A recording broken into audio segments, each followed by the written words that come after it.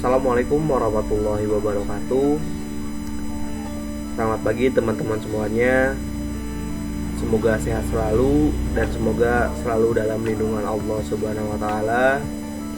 Yang pertama yang saya hormati Ibu dosen mata kuliah Bahasa Indonesia, yakni Ibu Danisa Citra Utami, SPD MPD. Dan yang saya banggakan teman-teman mahasiswa informatika kelas A dan kelas C. Sebelum kita lebih jauh kepada pembahasan materi, alangkah baiknya perkenalkan kelompok 7 yang terdiri dari Laji Waljihan Fairuz atau saya sendiri, Muhammad Reza Darussalam, Abdul Ghani At-Timizi, Emma Ernawati. Saya juga ucapan terima kasih kepada Ibu Danisa yang telah mempersilahkan kami untuk membahas materi membaca kritis. Sebelumnya, mungkin teman-teman sudah tahu atau mengetahui definisi tentang membaca. Definisi membaca secara umum adalah kegiatan meresepsi, menganalisa, dan menginterpretasi yang dilakukan oleh pembaca untuk memperoleh pesan yang hendak disampaikan oleh penulis dalam media tulisan. Sedangkan definisi membaca intensif secara singkat, yakni studi seksama, telaah, teliti, dan penanganan terperinci yang dilakukan pembaca suatu bacaan terhadap suatu bacaan yang pendek kira-kira 2-4 halaman. Apa itu kritis? Definisi membaca kritis secara umum, membaca kritis adalah mengevaluasi materi tertulis, yakni membandingkan gagasan yang tercakup dalam materi dengan standar yang diketahui dan menarik kesimpulan tentang keakuratan dan kesesuaian. Definisi membaca kritis menurut para ahli, menurut Bruns, membaca adalah mengevaluasi materi tertulis, yakni membandingkan gagasan yang terucap dalam materi dengan standar yang diketahui dan menarik kesimpulan tentang keakuratan dan kesesuaian. Apa nih maksud dengan membaca kritis? Membaca kritis atau bisa disebut dengan critical reading adalah sejenis membaca yang dilakukan secara bijaksana, penuh tenggang hati, mendalam, evaluatif secara analitis, dan bukan hanya mencari kesalahan. Membaca kritis adalah membaca untuk memahami isi bacaan secara rasional, kritis, mendalam, disertai keterlibatan pikiran untuk menganalisis bacaan.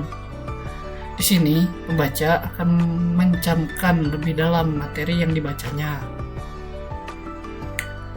Kemampuan membaca kritis adalah kemampuan pembaca untuk mengolah bahan bacaan secara kritis dan menemukan keseluruhan makna bahan bacaan, baik makna tersurat maupun makna tersirat.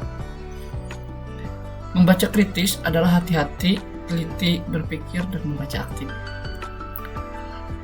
Membaca kritis merupakan modal utama bagi para mahasiswa untuk mencapai kesuksesan dalam studinya.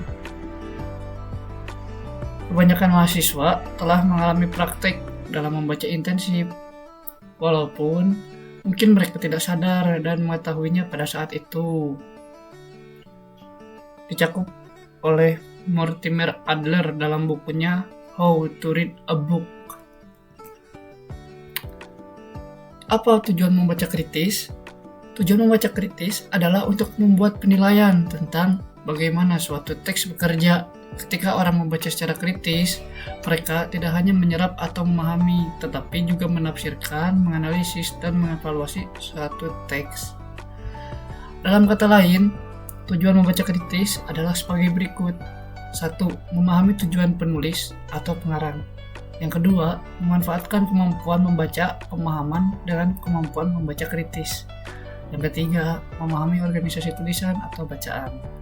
Yang keempat, memberikan penilaian terhadap penyajian penulis dan pengarang. Yang kelima, menerapkan prinsip kritis terhadap bacaan. Ini dari kelompok 7 akan sedikit menjelaskan tentang manfaat dari membaca kritis, teknik, tahapan, metode, serta bagaimana cara meningkatkan minat baca. Yang pertama, manfaat dari membaca kritis adalah pertama-tama harus dipahami dengan benar bahwa membaca kritis itu meliputi penggalian lebih mendalam di bawah permukaan. Upaya untuk menemukan bukan hanya keseluruhan kebenaran mengenai apa yang dikatakan, tetapi juga menemukan alasan mengapa sang penulis mengatakan apa yang dilakukan seorang pembaca, menemukan bukan hanya apa yang dikatakan, tetapi juga mengapa hal itu dilakukan. Selanjutnya, ada teknik dari membaca kritis. Yang pertama adalah kemampuan mengingat dan mengenali bahan bacaan. Yang kedua ada kemampuan menginterpretasi makna tersirat. Yang ketiga ada kemampuan mengaplikasikan konsep-konsep dalam bacaan. Yang keempat ada kemampuan menganalisis isi bacaan. Yang kelima ada kemampuan menilai isi bacaan. Dan yang terakhir adalah kemampuan mencipta bacaan. Selanjutnya tahapan dari membaca kritis. Yang pertama adalah menganalisi bahan bacaan, menganalisi tulisan. Yang kedua adalah mengintervensi tulisan tersebut, dan yang terakhir adalah mengevaluasi tulisan tersebut. Metode-metode dari membaca kritis juga ada seperti survei atau meninjau, bertanya, membaca, menyatakan kembali, dan yang terakhir adalah membaca ulang. Nah, bagaimana cara meningkatkan minat untuk membaca? Minat baca ini mempunyai pengaruh yang besar terhadap kemajuan suatu bangsa. Jika dibandingkan dengan beberapa negara tetangga, masyarakat Indonesia ini masih termasuk yang rendah dalam minat membaca.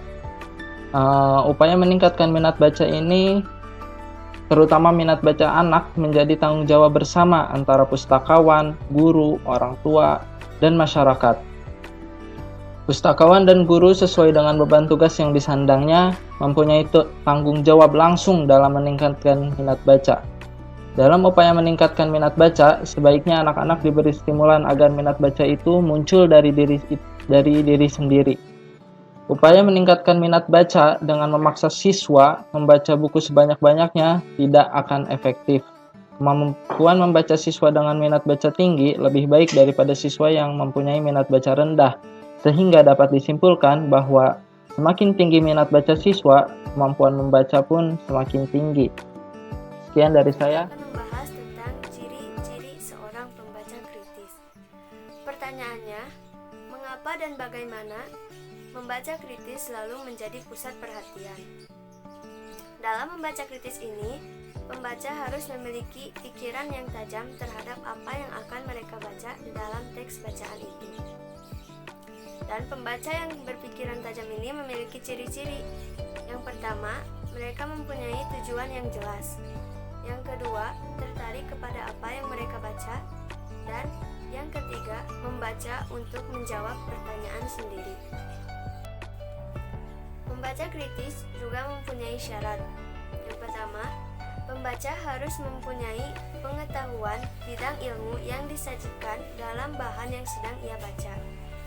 Yang kedua, sikap menilai dan bertanya yang tidak tergesa-gesa. Yang ketiga, penerapan berbagai metode analisis dan tindakan yang berdasarkan analisis atau pemikiran tersebut.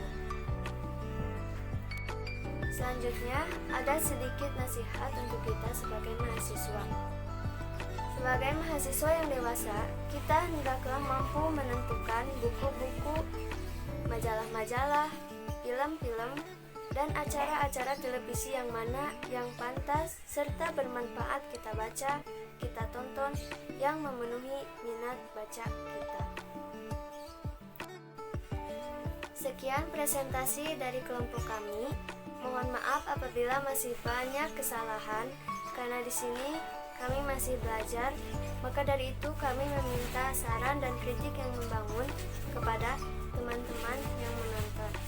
Sekian dan terima kasih. Wassalamualaikum warahmatullahi wabarakatuh.